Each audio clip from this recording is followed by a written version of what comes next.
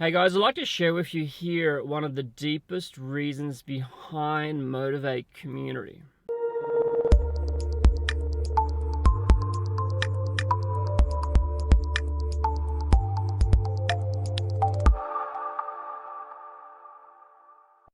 It is a place for people to come together. It is a place where quirky people can get together and share their passion for personal development and feel like they're alive and connected with others. A lot of the times in my life, I've been to parties or perhaps environments, and it feels like I'm the soberest person in the room. A lot of the times when I'm communicating with people and talking with people, it's like I feel like I'm awake and I'm seeing things they're not.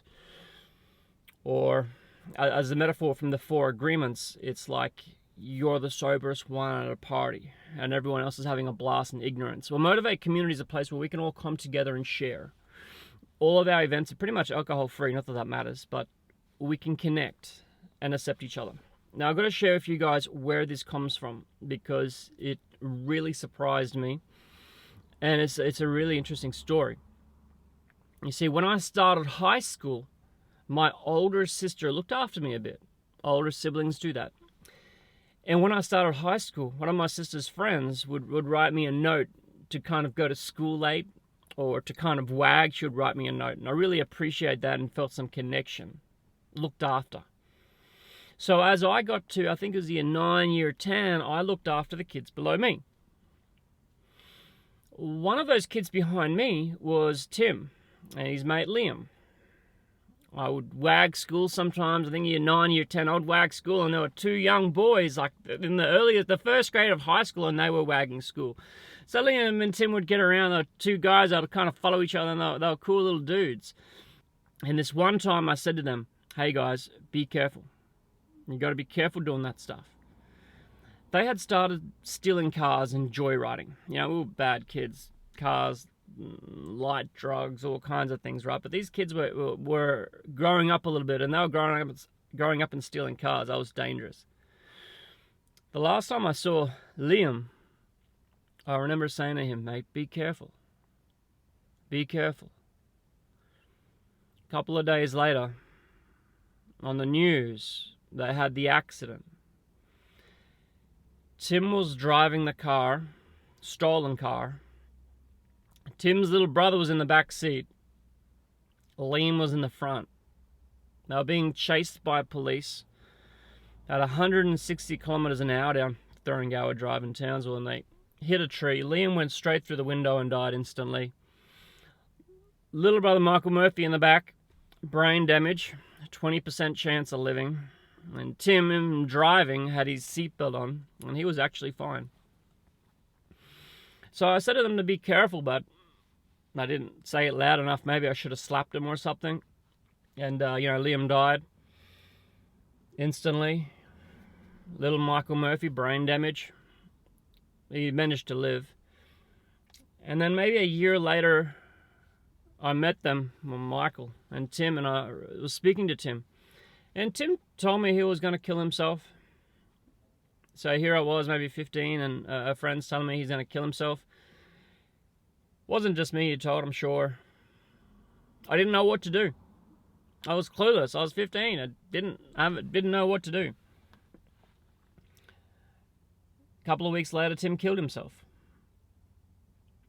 And I found some of my friends that knew him, and we were together one night, and everyone was crying and upset and got drunk, and we poured out some liquor for Tim, and it was a depressing moment. I don't think my parents had a clue at the time. No, they probably still don't.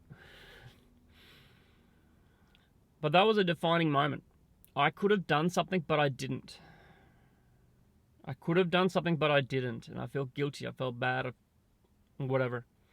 Years later in the military, I joined the army to get away from all that stuff. And I was in the army, and we had suicide awareness training. Boring as hell for most people, but I was there with eyes wide open. Suicide awareness training. So now I'm like 22, 23 going through suicide awareness training. And I told a few guys, hey, this is serious. Pay attention. Went through the suicide awareness training in the military. We have some suicides, but it was cool. Fast forward a couple of years, and I'm in Afghanistan, and I get a little email from my best mate. We shared a house. He sent me a really cool email. He actually prank called the office. So I was in Afghanistan and I got a prank phone call from this guy. Freaking hilarious. And then I get an email from him. But it wasn't from him, it was from his girlfriend. She said, Adrian, I don't know what to say. Tom's dead. So that was one of my best mates' roommate. Killed himself while I was over there. And I'm like, I had the suicide awareness training. I didn't see any signs. I took it on myself. Ever since then, well, actually probably ever since the first one, I always take it on my shoulders to look after the guys behind me. 1, 2, 3 years later. If they're younger than me, I'll look after them a little bit. Try to make the world a safer place for them. Now, when it comes to Motivate Community, we're driven to make a difference. We're driven to make a difference. I wonder sometimes, why do I do this community? See, money's a little bit important to me. It's important to everyone.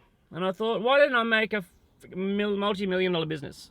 Why didn't I buy a whole pile of properties? I bought properties when I was young. I know how to make money. But why did I get so into Motivate Community? To make a difference. Since then, we've provided and offered free training for Lifeline, a call center in Shanghai. We've donated money. We've trained a whole pile of people.